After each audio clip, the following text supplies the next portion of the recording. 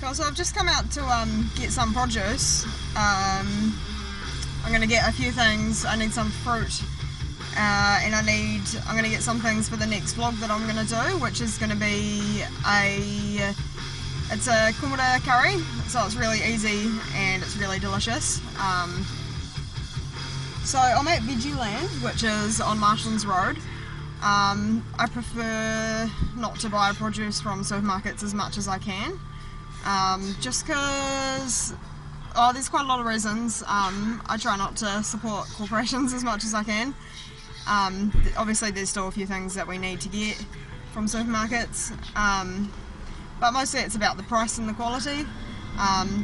Supermarket produce is so expensive compared to what I can find within like a few kilometres at one of the many produce stores in the area. Pretty much all fruit that you get from the supermarket is way underripe at the moment.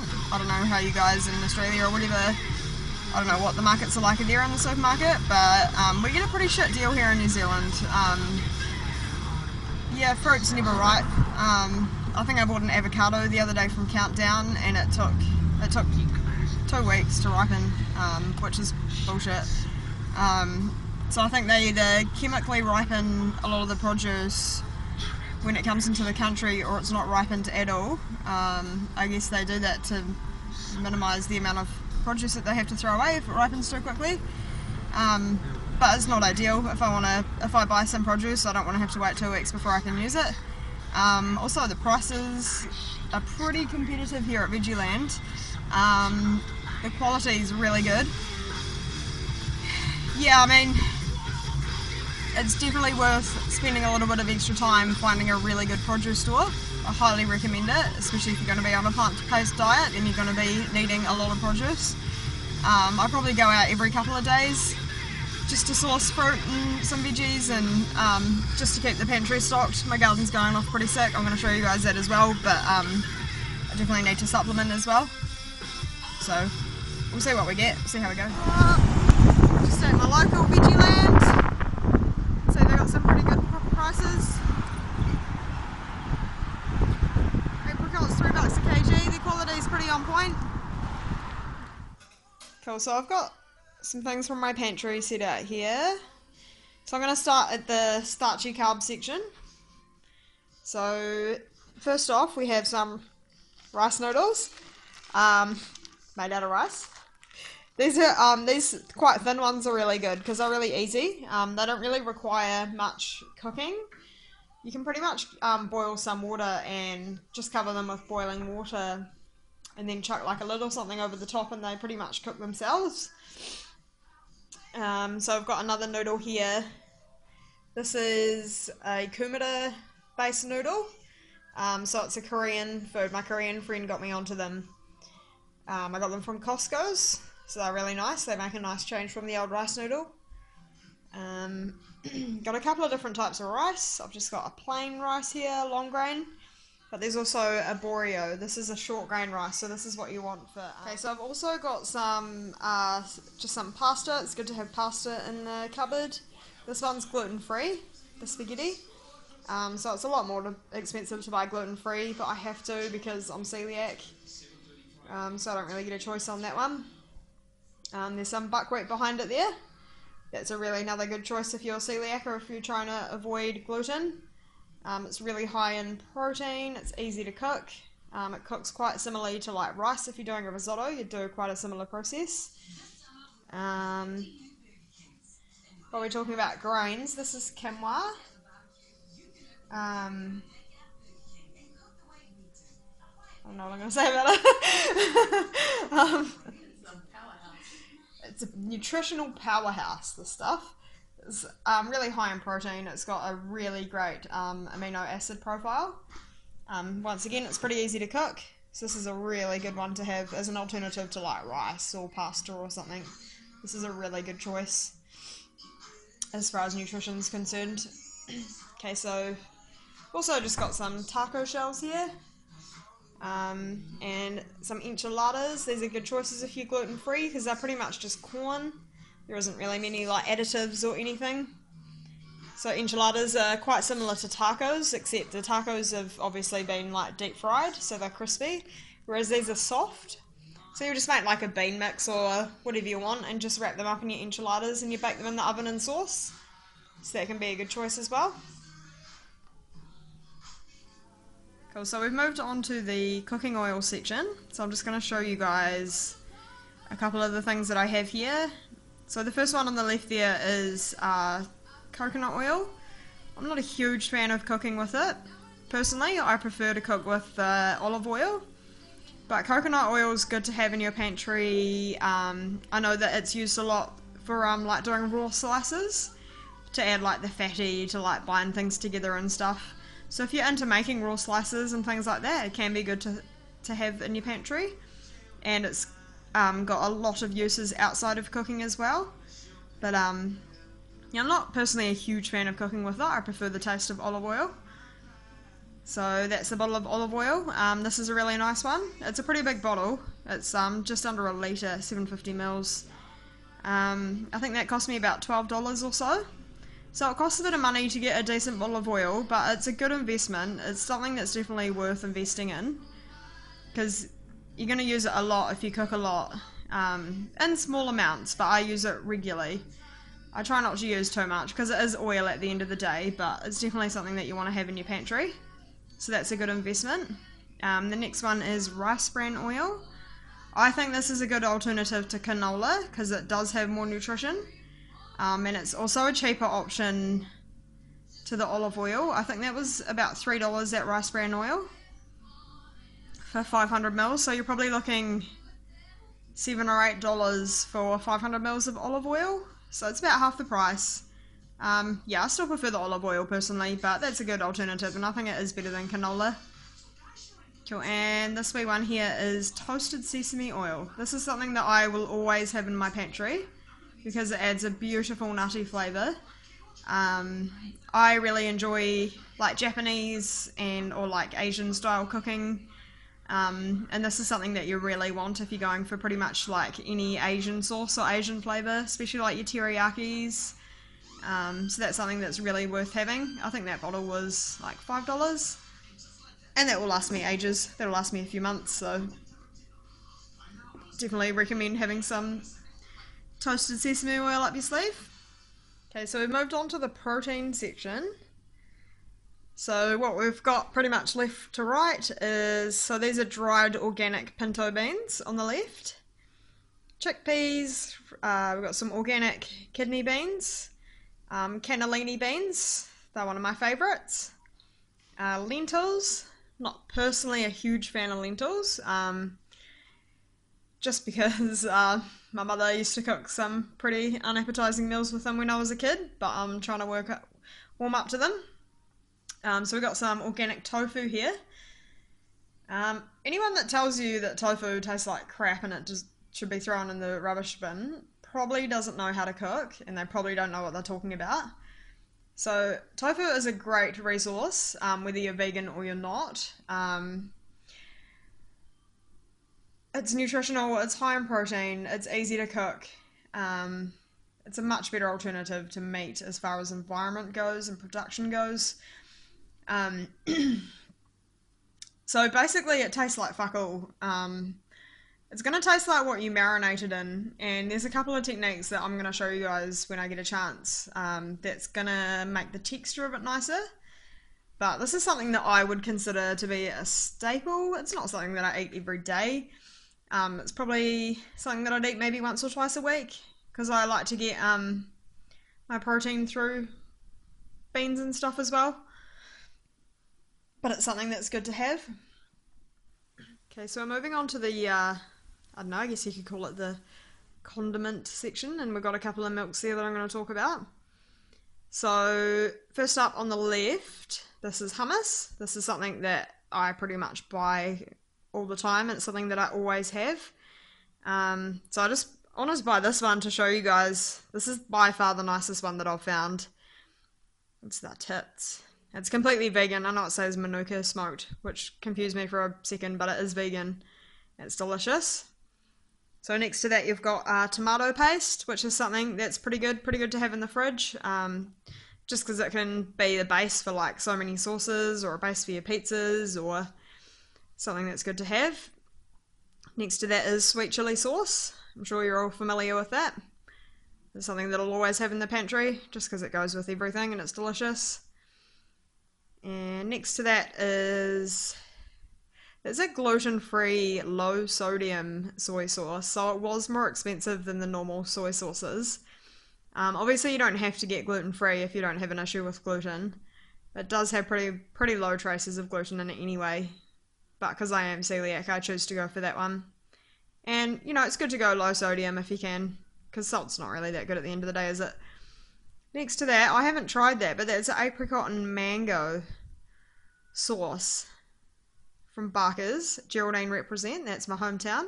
So I'm looking forward to trying that one. It's all vegan.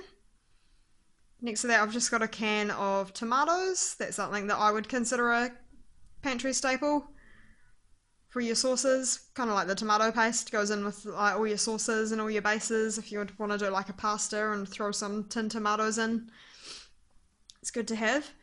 Cool. So next to that is the So Good. This is my favourite dairy-free milk that I've found so far. So I've pretty much tried all of them, like in my coffees and smoothies and cups of tea or whatever. So this is definitely my favourite one here, just because it's quite rich and creamy, and it doesn't like split or curdle. A lot of the ones that I've tried have in hot drinks. They kind of curdle, which is disgusting, whereas this one doesn't. Cool. And next to that is, this is a little box of coconut cream. So the brand Cara, this is my favourite one that I've come across. I think it definitely tastes better than all the other brands. It is a little bit more expensive than the cheaper ones, but I definitely think it's worth paying a wee bit more. So basically the difference between coconut cream and coconut milk is the amount of water. So just a little money saving tip, if you're not sure, you can buy coconut cream and just water it down accordingly. Okay, so I guess this is a little bit of a snack food section. So on the left we have, that is a dark peppermint chocolate that's completely vegan. This is something that I like to have in the pantry personally. If I feel like something's sweet, or if I just want like a little, you know, something sugary to snack on that's not like a whole bag of lollies or something gross like that. And because it's so strong, you only really want like a couple of squares and then you're kind of happy. Another one that's really good to have, that I like to have in the pantry, I don't have it at the moment, but that's just a plain dark chocolate. I think it's like a 62%, which is what I normally get, and it goes really nice in like smoothies and baking. And once your palate's adjusted to not eating the, you know, the Cadbury's, the super sugary, full of dairy kind of shit, it's actually really enjoyable. Like, I never would have enjoyed the 72% or the dark ones before I went vegan, just because my palate wasn't adjusted to it. But it's amazing what you can get used to. I love this stuff now. So next to that, we've just got some peanuts. Peanuts, I always have peanuts. They're great for cooking with. They're great to snack on, just raw peanuts. Another nut that I would consider a pantry staple, which I don't have at the moment, is cashews. So we use cashews pretty extensively throughout vegan recipes and vegan cooking. So as far as eating nuts, you're better off eating raw if you can, just because they're normally unsalted as well. Mostly because of the sodium content that they slather them with, I think, when they're roasted and salted. I know they taste better, but once again, you get used to the raw ones. So we've just got some organic banana chips next to those. Behind that, we have some organic coconut sugar. This stuff's really good. So I try and completely avoid the like processed, just normal like your sugar, just because there's no nutritional value in it. You know, it's so processed, it's so bleached, it's just complete rubbish. There's nothing good in it for us. So I use this organic coconut sugar as an alternative to white sugar, just in my drinks and smoothies. I don't use a whole lot of it. So it's actually got a lot of like vitamins and minerals in it that would have otherwise been like bleached out and removed. It's really nice and like caramelly. It actually goes really well with like coffee and tea, and I'll put a wee bit in my smoothies if I want to. So that's something that I personally consider a staple, coconut sugar. It's more expensive than your plain white sugar, but it's so worth it. It's an investment in health. So next to that we've got some cherries. Beautiful. I got those from Veggieland, which I was showing you guys just earlier. I think they're about $5 a kg cheaper than the supermarket ones. I've got some peaches to snack on. Back here we've got some pumpkin seeds. Out of all the seeds, like, these are really healthy, the pumpkin seeds. They're nice to snack on. They're great in meals for adding texture. They're great for roasting up with some chili or spices, and they go nice and crunchy. Next to that we have some medjool dates. So these are fresh dates, not dried. They are expensive. They're about $30 a kg. But it's something that's definitely worth having in your pantry just once again to steer away from the processed sugar and the caster sugar bullshit. So you just pretty much got straight fruit sugars there. They're pretty much just straight sugar, which I think is great. They go really nice in banana smoothies and things like that. And I've got some Granny Smith apples down here for me and the rabbits to munch out on. So I've got some tomatoes at the back there. So I got those again from the Veggieland. They were beautiful and perfectly ripe on the day that I purchased them, which I'm super happy about. Okay, so I was talking about avocados before, and I mentioned the one that I got from the supermarket that took about 2 weeks to ripen. So I got these avocados from Veggieland. They were literally half the price of the supermarket ones. These were $1.50. The ones from the supermarket were $3. And pretty much all the avocados that they had, or most of them, were perfectly ripe and ready to use, which is hard to get from the supermarket at the moment, or in general. So I don't know how well you can see, but if you flick the top off, what you're looking for is a yellowy colour.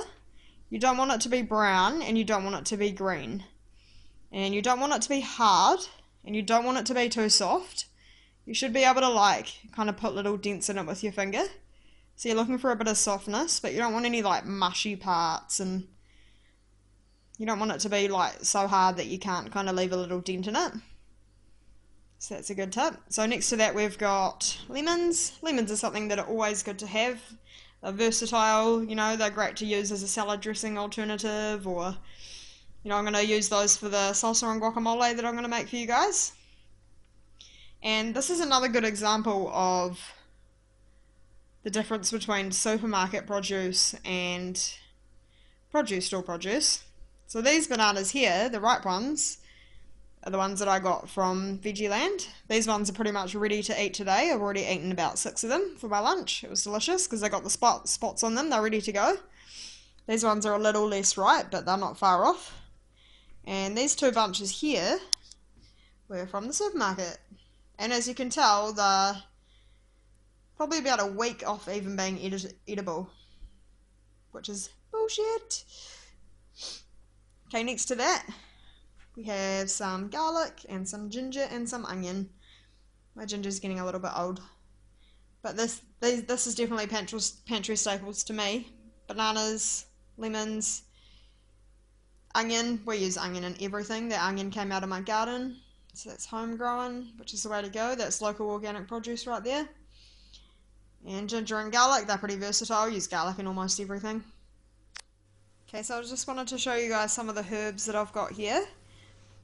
So from left to right, we have sage, rosemary, basil, oregano, thyme, and in this packet here, it's coriander. So I need this for the salsa and guacamole vlog that I'm going to do. It's really nice to have coriander growing in the garden or in a pot if you can. It grows pretty easily. I did have some growing in the garden, but once again the rabbits got into it. That's okay. I found some discounted anyway. It was only $2.80 in the discount bin. So yeah, I mean, all these herbs cost me, I think they cost me about $20, because I pretty much bought them all the other day from Bunnings. So it's definitely something worth looking into if you don't have any herbs. So we've reached the spice segment of this video. So I'm just going to show you guys a few of the things that I have. They're not necessarily staples, but I definitely think it's worth investing in a couple of these things. if you can. So what have we got? First off, we've got dry mango powder. I haven't really used it much. I just got it the other day, so I haven't actually used it before, but I'm looking forward to experimenting with that one. Some ginger powder, that's nice to have, and it's also pretty good for you. If you don't have any of the ginger root, you can go for ginger powder. This isn't really a spice, but it's just nutritional yeast. It's something that we use a lot in vegan cooking, especially when you're doing things that are trying to like recreate the cheesy flavour. So it's used a lot with like cashew nuts and stuff to make like cheese style sauces. So it's quite good for you. It's really high in B12, so it's one of the few like vegan sources of B12. So moving along, we've got Chinese 5 spice. This is a nice one to have. We've got some Cajun. This is going to be really nice with like wedges, roasting vegetables. Just behind that is some ground coriander. That's something that I definitely want to have. Next to that is smoked paprika. That's another one that I would definitely recommend having, just because it's really flavourful. It goes with so many things. It's got a nice smoky flavour. You know, it's cheap. It's really... That and cumin. The cumin next to it, that's something that's really worth investing in, because cumin's beautiful. And it goes with pretty much all plant foods. You can't go wrong as far as cumin and paprika and these kind of ones. So just behind that there's some cinnamon, which I haven't really used that much. That'll be nice in like smoothies and stuff. Curry powder, it's definitely worth having some good curry powder. Bay leaves. So these will be used for like when I make a vegetable stock or a soup, just to add a wee bit of flavour. You got sumac. This isn't as common as some of the other spices, but it's a really nice, it's kind of like a lemon peppery kind of citrusy flavour. It goes really nice with mushrooms. So we've got salt and black pepper. These are definitely standards that you want. So I've just got a pepper grinder there, just because I prefer grinding it freshly over the powdered. So I've got fine Himalayan pink salt. Now the reason I choose to use pink salt is because it's nutritionally far superior to bleached table salt. So all the minerals and vitamins and stuff that naturally occur in salt are still in the salt. They haven't been bleached out and processed out, which is what happens with table salt. They remove all the nutrition from the salt and they sell it to like companies, you know, like the mineral companies or whatever, all those like pharmaceutical companies. So this is definitely more expensive than table salt, but I would definitely recommend investing in this because it's still going to last you ages. You don't want to be using a whole lot of salt anyway. So I'm actively trying to work on cutting back my salt, which is a process because I've been pretty addicted to salt. So this will last me ages anyway. There's some kelp pepper next to that. I think that's supposed to be like a salt replacement because it's it's made out of seaweed, which would naturally be a bit salty. So that's been it's quite a nice flavour actually. I quite like that. There's garlic salt next to that, which I don't use a whole lot because I usually always have fresh garlic or garlic minced or something, but it's just there anyway. Fennel seeds, they're not really a staple, but they're nice to have. Hickory smoke. I've only used this a couple of times, but it's nice for adding a smoky flavour, like for example, baked beans, or if I was doing like a bean dish or a bean dip, it would be nice to add a bit of a smoky flavour to that. I don't think this is the best one. I think there's nicer ones out there. This one doesn't have a whole lot of flavour, but I think that was just a couple of dollars from Bin In. And then, so there's just a couple of other things that I wanted to show you. There's chili flakes. I'll always have chili flakes. I love chili flakes. So this is really cheap. This whole bag was $2 from Costco's. So I highly recommend them for certain things like this. It's way cheaper than you're going to get it from the supermarket for this amount as well. That will last me the next few months. And this here is another vegan condiment that I really like to have in my pantry. Cool, so this is what we got in the garden. So there's onions at the back here. Just your white onion. Got some spinach growing here. Bok choy. It's great for like stir fries and stuff. You can kind of see at the back I've got some celery seedlings that I've just planted along the back line. I've got a big tomato plant here. It's taken over. And there's some rocket in there behind it. Rocket's another one that's good for like salads or passing through pasta and stuff like that. Got a mint plant here. Mint's a good herb to have. And there's a little piece of basil down here. It got ravaged by the rabbits, but it's a little basil plant down there hiding from the bunnies. Cool. And there's some pumpkin in there. That's going to need a bit more growth and development before we get any pumpkins from. Good things take time.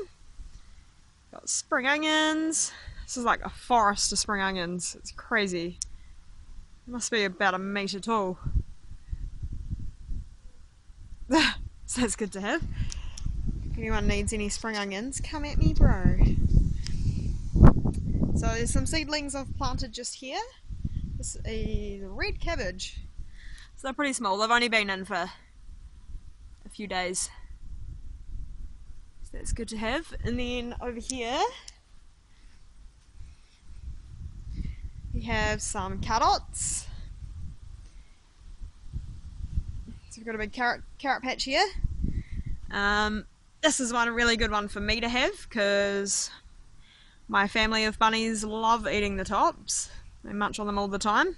It's one of their favourite things. And carrots are great to have. They grow easily as they're super versatile. You can do so much with them. And we've got some corn.